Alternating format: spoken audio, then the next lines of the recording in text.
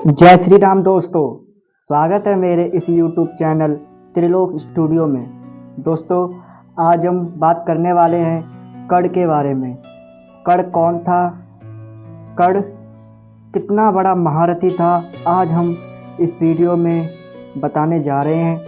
ये वीडियो थोड़ी लंबी हो सकती है।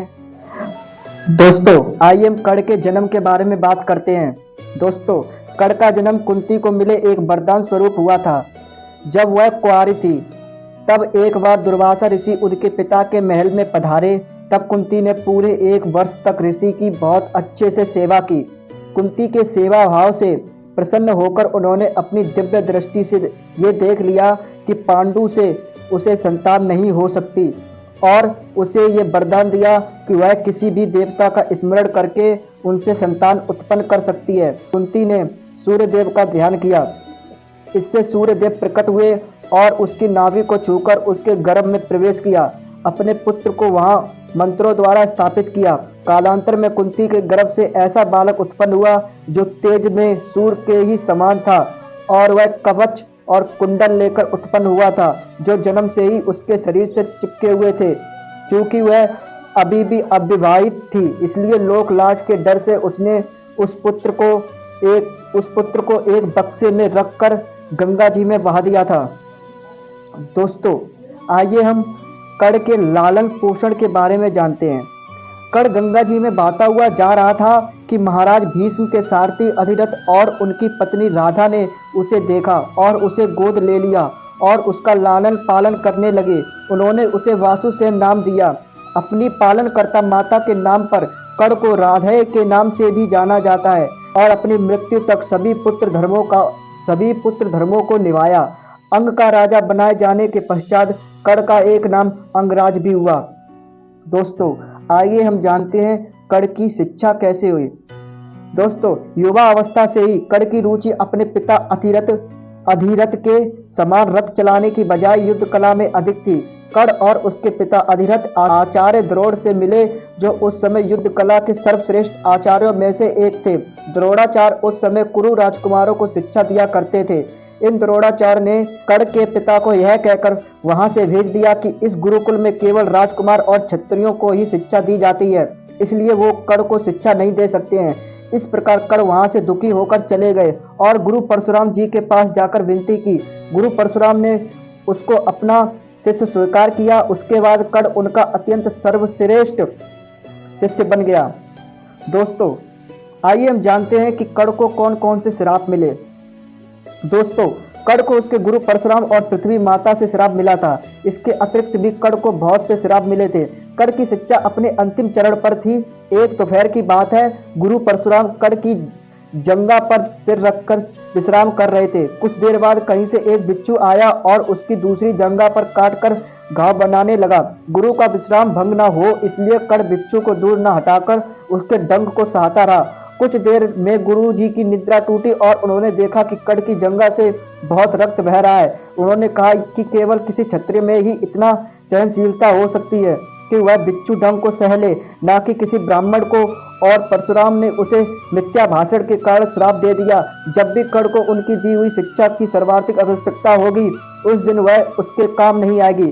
कर्ण, जो कि स्वयं यह नहीं जानता था कि वह किस वंश से है, ने गुरु से क्षमा मांगी और कहा कि उसके स्थान पर यदि कोई और शिष्य भी होता तो वह भी यही करता। यद्यपि कर्ण को क्रोधवश श्राप देने पर उन्हें ग्लानि हुई, पर वे अपना श्राप वापस नहीं ले सकते थे। तब उन्होंने कर्ण को अपना विजय नामक धनुष प्रदान किया और उसे ये आशीर्वाद दिया कि उससे वह वस्तु मिलेगी जिसे वह सर्वाधिक चाहता है। अमिट प्रसिद्धि कुछ लोक कथाओं में माना जाता है कि बिच्छू के रूप में स्वयं इंद्र थे, जो उसकी वास्तविक क्षत्रिय पहचान को उजागर करना चाहते थे। दोस्तों, परशुराम जी के आश्रम से जाने के पश्चात कर्ण कुछ समय तक भटकता रहा। इस दौरान वह शब्द भेदी विद्या सीख रहा था। अभ्यास के दौरान उसने एक गाय के बछड़े को कोई वन्य पशु समझ लिया और उस पर शब्द भेदी बाढ़ चला दिया और बछड़ा मारा गया। तब उस गाय के स्वामी ब्राह्मण ने कर्ण को श्राप दिया कि जिस प्रकार उसने एक असहाय पशु को मारा है, वैसे ही एक दिन वह भी मारा जाएगा, जब वह सबसे अधिक असहाय होगा और जब उसका सारा ध्यान अपने शत्रु से कहीं अलग किसी और काम पर होगा। दोस्तों, आंध्र की लोक कथाओं के अनुसार एक बार कर्ण कहीं जा रहा था।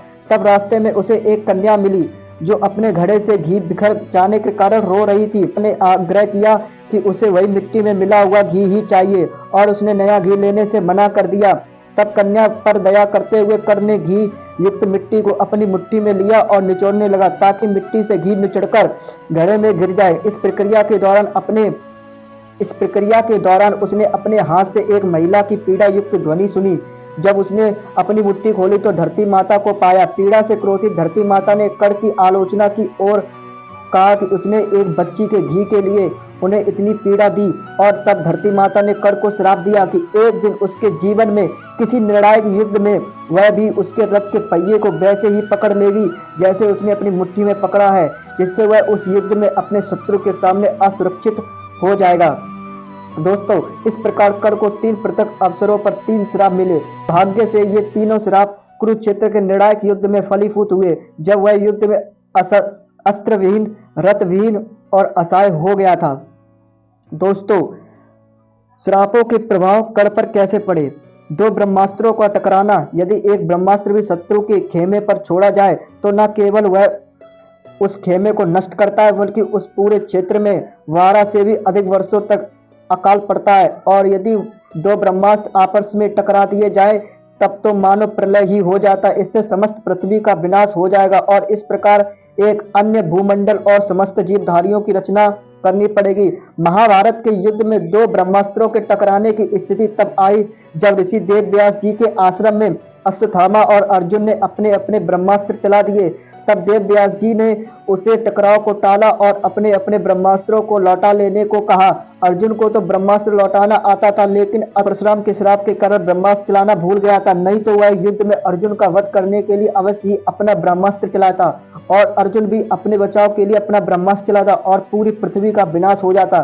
दोस्तों, अगर मेरी यह वीडियो और मेरे सारे पार्ट आपको अच्छे लगे हों तो मेरे चैनल को सब्सक्राइब करें और मेरे चैनल को शेयर करें, लाइक करें। जय श्री राम दोस्तों। हर हर महादेव।